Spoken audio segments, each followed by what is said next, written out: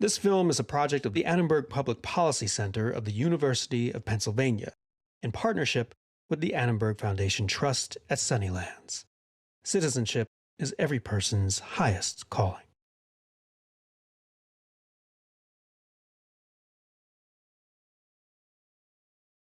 Hello, I'm Dan Harris.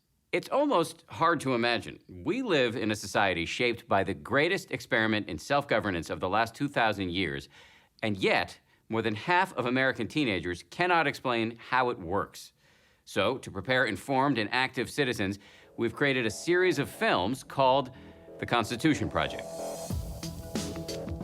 We're bringing Supreme Court justices directly into the classroom. Those fine words in the Declaration of Independence and in the Constitution work. They mean something.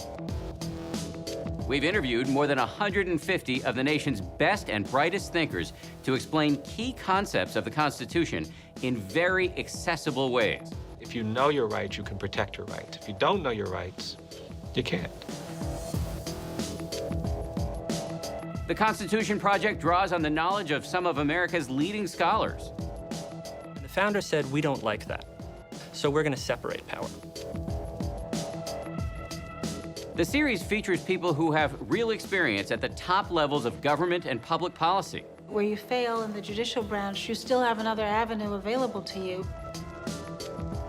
And the Constitution Project features ordinary people who've made an enormous difference in American life by bringing their cases to the Supreme Court. If an individual believes and got the grit that it takes, that they can stand up and continue fighting and make a difference. Here are 3 brief excerpts that show how the series can teach different lessons and generate classroom discussion. Creating a Constitution tells the story of the framers meeting at Independence Hall and explains why they wrote the Constitution they did.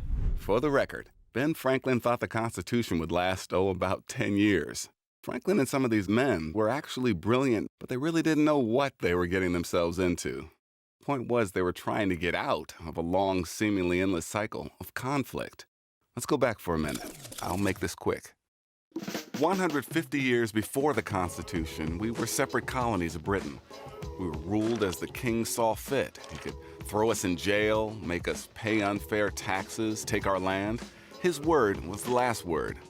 That caused some conflict. In 1776, Thomas Jefferson and 55 other men risked their lives by signing the Declaration of Independence, telling Britain and the world that we weren't going to obey the king anymore. We fought a war to win our independence and started our own government in 1781, the Articles of Confederation. And the Articles of Confederation turned out to be a recipe for more conflict. Yik Wo was a 19th century Chinese immigrant who faced discrimination and took the city of San Francisco all the way to the Supreme Court. Anyone who was convicted of a crime and was in jail would have to have their head shaved to within an inch. This was so obnoxious that even the mayor vetoed it. Wearing one's hair for males in a queue or a tail was a required practice under the Manchu dynasty. It was a sign of respect to the emperor. So to have one's hair shorn would mean not only humiliation, but would mean that one couldn't go back to China without being arrested. All of these laws on their face seem to be neutral, race neutral, right? The steamer statute doesn't say just the Chinese, but it's obvious it's about the Chinese because they were the only ones who came in large numbers via steamer.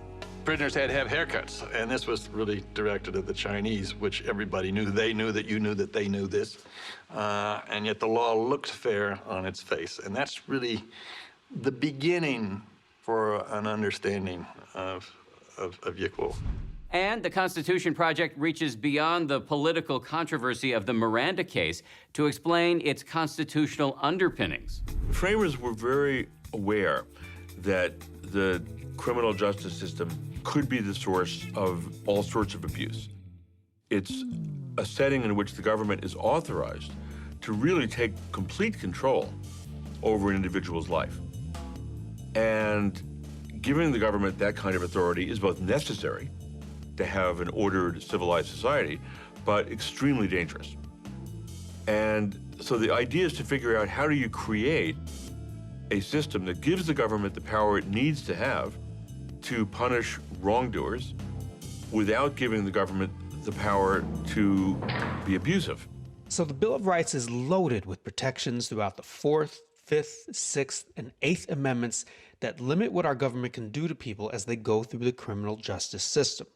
Rules or due process about things like search and seizure, juries to give citizens, not the government, the last word before we take away someone's liberty, a right to a lawyer, no cruel and unusual punishment. The fundamental principle of our criminal justice system is that you are innocent until you are proven guilty. Finally, we leave you with the conclusion from our film Korematsu and Civil Liberties, featuring Supreme Court Justice Anthony Kennedy. The conclusions of each film are meant to lead directly to classroom discussion, as each film is designed to teach and to inspire informed and active citizenship. It's unlikely that the Korematsu decision would serve as a precedent for a comparable case today. But if future threats to national security endanger civil liberties again, perhaps instead of fear, Americans will embrace the Constitution. Could it happen again? Of course it could happen again. The consequences of fear is that you may tend to forget your commitment to protect your constitutional heritage. The Constitution belongs to the people. The Constitution doesn't belong to a bunch of judges and lawyers. It belongs to the people. But the people have to understand it. They have to respect it. They have to revere it. They have to defend it.